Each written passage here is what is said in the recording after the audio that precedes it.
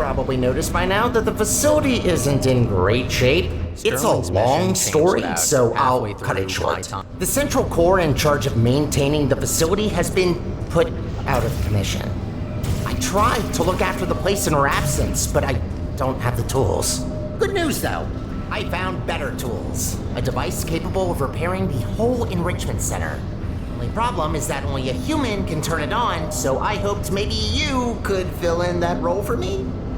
The life of every human and core in the facility is at risk if we don't stop the collapse. Come on, let's go. I'll explain the rest on the way.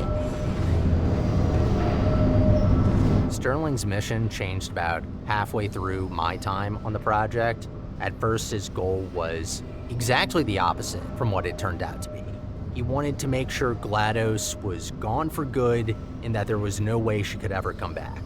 That got changed for a lot of reasons. The more we fleshed out Sterling's character, the more we were able to kind of piece it all together. He's just a little guy who wants to clean, but when there's too much to clean, how far is he willing to go? If he can't clean up Aperture on his own, who's the only one who can?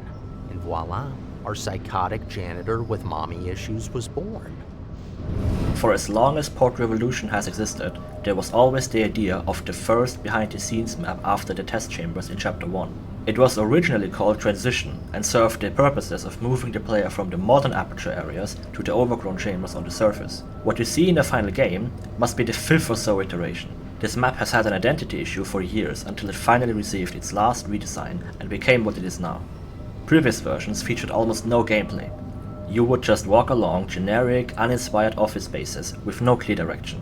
This final version is the culmination of multiple disconnected ideas that never found a home until now. Cutscenes are a hot topic in games. Games like Portal are very light on cutscenes, and players typically dislike them on repeat playthroughs. Although they're fun the first time around, overly long, mandatory cutscenes can quickly become frustrating on repeat playthroughs. We want to respect the player's time and try to avoid mandatory cutscenes as much as possible. However, there were still times where we had to ensure the player listens to crucial plot details. In those cases, we like to add little details for the players to look at, like the signs on these walls.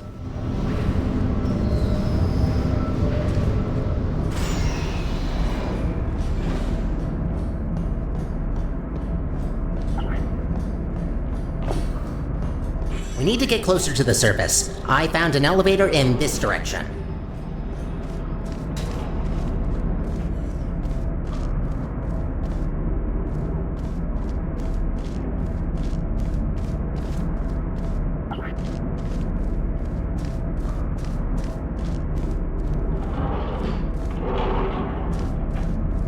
I love putting little personal bits and pieces into the environments.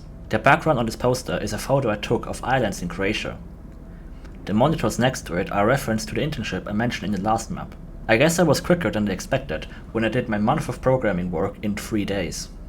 For the rest of the month, I was asked to set up dozens of monitors, which filled the hallway stacked on the boxes just like this. Lesson learned, I guess. Don't overperform in corporate environments or you'll just get more work. I love putting little personal bits and pieces into the environments. The background on this poster is a photo I took of islands in Croatia. The monitors next to it are a reference to the internship I mentioned in the last map. I guess I was quicker than I expected when I did my month of programming work in 3 days. For the rest of the month, I was asked to set up dozens of monitors, which filled the hallway stacked on the boxes just like this. Lesson learned, I guess. Don't overperform in corporate environments or you'll just get more work. I love putting little personal bits and pieces into the environments. The background on this poster is a photo I took of islands in Croatia. The monitors next to it are a reference to the internship I mentioned in the last map. I guess I was quicker than I expected when I did my month of programming work in 3 days. For the rest of the month, I was asked to set up dozens of monitors, which filled the hallway stacked on the boxes just like this. Lesson learned, I guess. Don't overperform in corporate environments or you'll just get more work. To emphasize the feeling of exploring areas you are not meant to see, we move players through vents in other areas that are normally not built for humans to traverse. There is no convenient and straight path to the exit. This also helps to further sell the dead and decaying state of the enrichment center and keeps players more engaged than a direct hallway.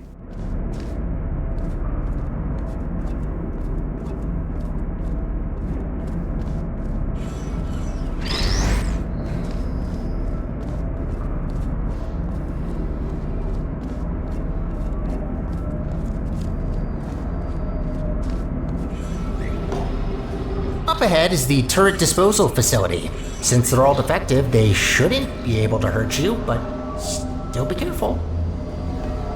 One of the new graphical features we added is a custom implementation of ray-marched volumetric lighting, as can be seen on the light shafts coming out of these fans. Source Engine already has support for faking volumetric lighting by placing semi-transparent sprites. However, these cheats don't support real-time shadows, so we looked for other methods. Ray marching seemed like a good fit, as it is the most common technique used in modern games. Getting it to work in our custom engine branch, though, was extremely difficult, taking over a year of working on and off on the feature. As always, portals complicate everything, leading to months of dealing with stencil buffer and render texture related issues.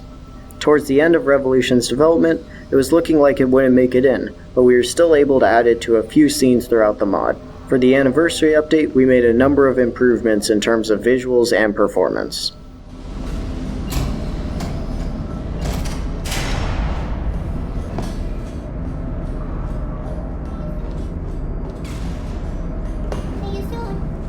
Poor turrets. You might think that their pain is only simulated, but how is it different to yours or mine? They really don't deserve to be shredded, but don't worry. All their scrap will be recycled for production, and only surplus turrets get shredded after all. While this vista was largely created in one go, it required a lot of little tweaks to have the impact we were looking for. Players would enter the area at the left end of the hallway, with a pillar blocking line of sight of the fan. Players would regularly immediately turn right, walk towards the exit, which was open at the time, and never even notice the large fan vista. We added some holes to the truss, which are still there now, but this didn't solve the issue. Moving the entrance door to a more central location helped, but players would often still immediately leave the room. We wanted players to appreciate the view and notice the large fan, which becomes more important later. Eventually we gave in and locked the door, and gave Sterling some dialogue.